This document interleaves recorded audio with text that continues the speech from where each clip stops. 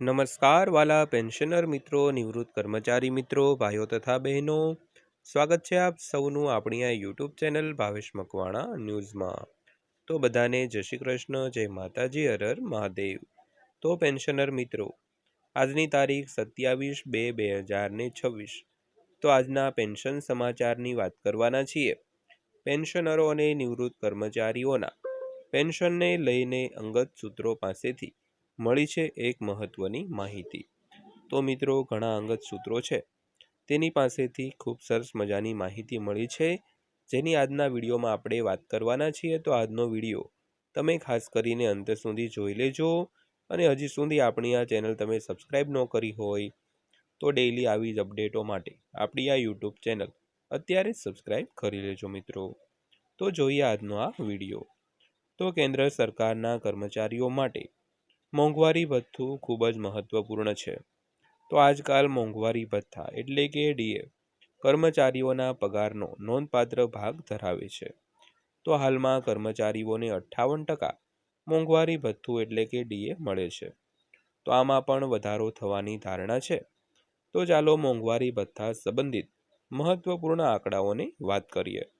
તો કર્મચારીઓ માટે મોંઘવારી ભથ્થું ખૂબ જ મહત્વપૂર્ણ છે।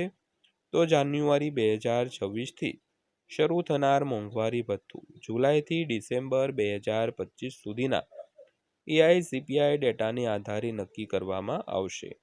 તો આ 6 મહિનાની સરેરાશ સરકારના ડીએ વધારાને નક્કી કરશે।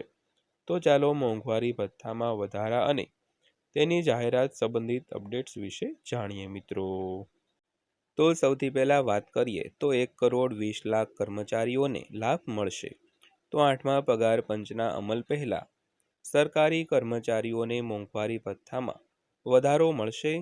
તો મોંઘવારી ભથ્થામાં વધારાથી જાહેરાતથી 12 મિલિયન પરિવારોના ચહેરા પર સ્મિત આવશે। દેશમાં અંદાજે 5.2 મિલિયન કેન્દ્રીય કર્મચારીઓ અને અંદાજે 6.8 મિલિયન નિવૃત્ત કેન્દ્ર સરકારના કર્મચારીઓ છે। તો ડીએમાં વધારો અપડેટથી સરકારી કર્મચારીઓ અને પેન્શનરો બંનેને ફાયદા થશે મિત્રો। ત્યારબાદ જોઈએ તો મોંઘવારી ભથ્થું એટલે કે ડીએ 2% વધશે। 7મા પગાર પંચ હેઠળ પગાર મેળવતા કર્મચારીઓને તેમના મૂળ પગારમાં મોંઘવારી ભથ્થું ઉમેરવામાં આવે છે। તો મોંઘવારી ભથ્થાની ગણતરી એઆઈસીપીઆઈ ડેટાને આધારે કરવામાં આવે છે, જે અર્ધવાર્ષિક સરેરાશ છે। તો ડિસેમ્બર 2025 સુધીના એઆઈસીપીઆઈ ડેટાને આધારે એવો અંદાજ છે કે કેન્દ્ર સરકારના કર્મચારીઓ માટે 2% ડીએ વધારો લગભગ પુષ્ટિ થયેલ છે મિત્રો। ત્યારબાદ વાત કરીએ તો પગાર અને પેન્શન 2 મહિનાના બાકી ચૂકવણા સાથે આવશે। તો સેવારત અને નિવૃત્ત કર્મચારીઓને હાલમાં જુલાઈ 2026થી 58% મોંઘવારી ભથ્થું મળી રહ્યું છે। દરમિયાન નવું ડીએ જાન્યુઆરી 2026માં ચૂકવવાનું છે। જો કે હજુ સુધી તેમની જાહેરાત કરવામાં આવી નથી। તો ભૂતકાળના ડેટાને આધારે સરકાર સામાન્ય રીતે માર્ચમાં હોળીની આસપાસ ડીએ વધારો જાહેર કરે છે। તો તે 1 જાન્યુઆરીથી અમલી માનવામાં આવે છે। તો જો માર્ચમાં હોળી પહેલાં મોંઘવારી ભથ્થું જાહેર કરવામાં આવે છે તો પેન્શન અને પગાર માર્ચના ખાતામાં જમા થશે। સાથે જાન્યુઆરી અને ફેબ્રુઆરીના પગાર પણ જમા કરવામાં આવશે મિત્રો। તો વાત કરી તેમ જાન્યુઆરી 2026થી જે પણ કાંઈ ડીએ વધારો લાગુ થશે તેની જાહેરાત હોળી એટલે કે ત્રીજા મહિનામાં માર્ચમાં થશે। તો અગાઉ જાન્યુઆરી અને ફેબ્રુઆરી આ 2 માસનું પગાર અને પેન્શન છે તે તમારે માર્ચનો પગાર જે એપ્રિલમાં આવે તો તેની સાથે આ 2 મહિનાનું બાકી ડીએ એરિયર્સ છે તે પણ સરકાર ચૂકવશે। ત્યારબાદ વાત કરીએ તો પગાર કેટલો વધશે। તો સરકારી કર્મચારીઓના પગારમાં વધારો તેમના મૂળ પગાર પર આધાર રાખે છે।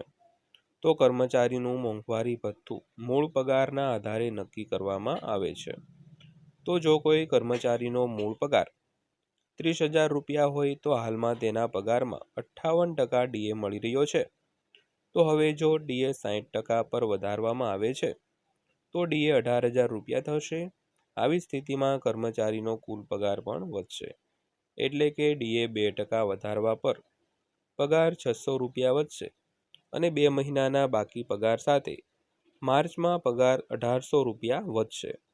તે જ સમયે જો વધેલા પગારની જાહેરાત માર્ચમાં કરવામાં આવે અને એપ્રિલમાં મળે તો 3 મહિનાના બાકી પગાર એકસાથે એટલે કે પગાર 3600 રૂપિયા વધશે મિત્રો. તો મિત્રો આ હતી આજની માહિતી પસંદ આવી હોય, વિડીયો સારો લાગ્યો હોય તો વિડીયોને એક લાઇક કરી દેજો અને આવી જ માહિતીઓ મેળવવા માટે આપણી આ યુટ્યુબ ચેનલ પણ અત્યારે સબસ્ક્રાઈબ કરી લેજો.